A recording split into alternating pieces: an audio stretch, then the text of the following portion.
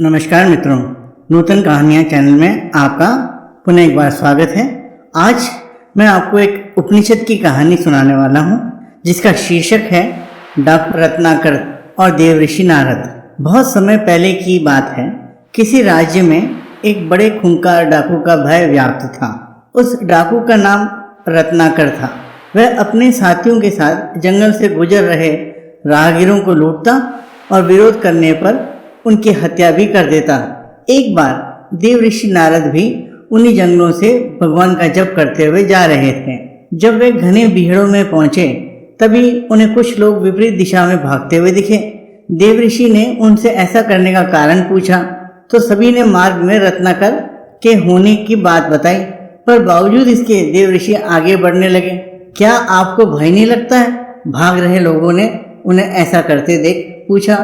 नहीं, मैं मानता ही नहीं कि मेरे अलावा यहाँ कोई और है, और भय तो हमेशा किसी और के होने से लगता है, स्वयं से तो नहीं। ऋषि ने ऐसा कहते हुए अपने कदम आगे बढ़ा दिए। कुछ ही दूर जाने पर डाकू रत्नाकर अपने साथियों के साथ उनके समक्ष आ पहुंचा। रत्नाकर बोला, नारद, मैं रत्नाकर हूँ, डाकू रत्नाकर। नारद मुस्कुराते हुए बोले, मैं नारद हूँ, देवऋषि नारद, तुम्हारा अतिथि, और मैं निर्भय हूँ। क्या तुम भी निर्भय हो? रत्नाकर बोला, क्या मतलब है तुम्हारा? नारद जी बोले, ना मुझे प्राणों का भय है, न असफलता का, न कल का, न कलंक का, और कोई भय है जो तुम जानते हो। अब तुम बताओ, क्या तुम निर्भय हो? रत्नाकर बोला, हाँ, मैं निर्भय हूँ। न मुझे प्राणों का भय है, न असफलता का, न कल का, न कलंक का। तो नारद जी बोले, तो तुम यहाँ इन घने जंगलों में छिपकर क्यों रहते हो? क्या राजा से डरते हो? रत्नाकर बोला, नहीं। फिर नारद जी बोले, क्या प्रजा से डरते हो? रत्नाकर बोला, नहीं। नारद जी ने फिर कहा, क्या पाप से डरते हो? तो रत्नाकर बोला, नहीं। फिर नारद जी ने कहा, तो यहाँ छिपकर क्यों रहते हो? ये सुनकर रत्नाकर घबरा गया और एकटक देवऋषि को घूरने लगा। नारद जी बोले, उत्तर मैं देता हूँ, तुम पाप करते हो और पाप से डरते हो। रत्नाकर हंसते हुए बोला, नारद, तुम अपनी इन बातों से मुझे भ्रमित नहीं कर सकते। न मैं पाप से डरता हूँ, न पुण्य से, न देवताओं से, न दानवों से, न राजा से, न राज्य से, न दंड से, न विधान से। मैंने राज्य के साथ द्रोह किया है, मैंने समाज के साथ द्रोह किया है, इसलिए मैं यहाँ इन भीड़ों में रहता हूँ। ये प्रतिशोध है मेरा। तो नारद जी बोले, क्या था वो पाप जिससे तुम डरते हो? रत्नाकर बोला, मुझे इतना मत उकसाओ कि मैं तुम्हारी हत्या कर दूं नारद। इतना तो मैं जान ही चुका हूँ कि पाप और पुण्य की परिभाषा हमेशा ताकतवर तय करते हैं और उसे कमजोरों पर थोपते हैं। मैंने साम्राज्यों का विस्तार देखा है, हत्या से, बल से, छल से। मैंने वाणिज्य का विस्तार देखा है, कपट से, अनीति से, अधर्म से। वो पाप नहीं था। मैं सैनिक था, दुष्ट और निर्दयी सौदागरों की भी रक्षा की। वो पाप नहीं था। युद्ध में हारे हुए लोगों की स्त्रियों के साथ पशुता का व्यवहार करने वाले सैनिकों की हत्या क्या की मैंने? मैं पापी हो गया? राजा, सेना और सेनापति का अपराधी हो गया मैं? क्या वो पाप था? नारद जी बोले, दूसरों का पाप अपने पाप को सही नहीं ठहरा सकता रत्नाकर। तो रत्नाकर चीखते हुए बोला, मैं पापी नहीं हूँ। तो नारद जी बोले, कौन निर्णय करेगा? वो जो इस यात्रा में तुम्हारे साथ है या नहीं है?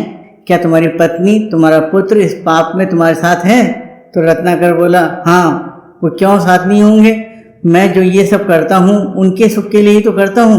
तो नारद जी बोले, तो जो तुम्हारे साथ हैं उन्हीं को निर्णायक बनाते हैं। जाओ, अपने पत्नी से, अपने पुत्र से, अपने पिता से, अपने निकट संबंधियों से पूछ कर आओ, जो तुम कर रहे हो क्या वो पाप नहीं है? और क्या वे सब इस पाप में तुम्हारे साथ हैं, इस पाप के भागीदार हैं? तो रत्नाकर बोला, ठीक है, मैं अभी जाकर लौटता हूँ। और अपने साथियों को नारद को बांध कर रखने का निर्देश देकर रत्नाकर सीधे अपने पत्नी के पास जाता है और उससे पूछता है, ये मैं जो कर रहा हूँ क्या वो पाप है? क्या तुम इस पाप में मेरी भागीदार हो?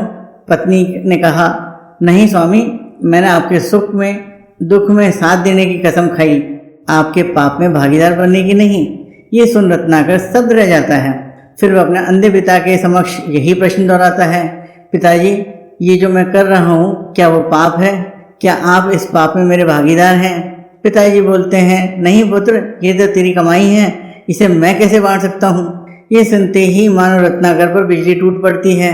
वह बेहद दुखी हो जाता है और धीरे धीरे चलते हुए वापस देव ऋषि नारद के पास पहुंच जाता है। तो नारद जी कहते हैं, तुम्हारे साथी मुझे अकेला छोड़ के जा चुके हैं रत्नाकर।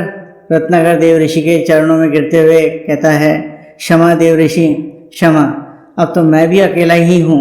तो नारद जी बोले, नहीं रत्नाकर, तुम ही अपने मित्र, तुम ही अपने शत्रु हो। तुम्हारे पुराने संसार की रचना भी तुम ही ने की थी, तुम्हारे नए संसार की रचना भी तुम ही करोगे। इसलिए उठो और अपने पुरुषार्थ से अपना भविष्य लिखो। राम राम, तुम्हारा पथ शुभ हो। मित्रों, इस घटना के बाद डाकू रत्नाकर का जीवन पूरी तरह बदल गया। उसने पाप के मार्ग को त्याग कर पुण्य के मार्ग को अपनाया और आगे चलकर यही डाकू राम कथा का रचयिता महर्षि वाल्मीकि बना। उपनिषदों से ली गई ये कथा बताती है कि मनुष्य असीम संभावना का स्वामी है। जहाँ एक तरफ वह अपने पुरुषार्थ से राजा बन सकता है, तो वह अपनी आलसी से रंक भी, वह अपने अविवेक से अपना नाश कर सकता है, तो अपने विवेक से अपना निर्माण भी।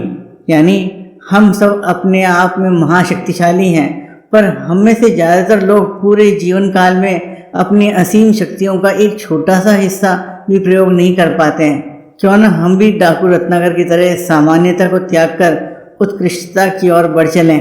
आशा करता हूँ आपको ये कहानी पसंद आई होगी। अगर अभी तक आपने नूतन कहानियाँ चैनल को सब्सक्राइब नहीं किया है तो कृपया सब्सक्राइब करने का कष्ट करें।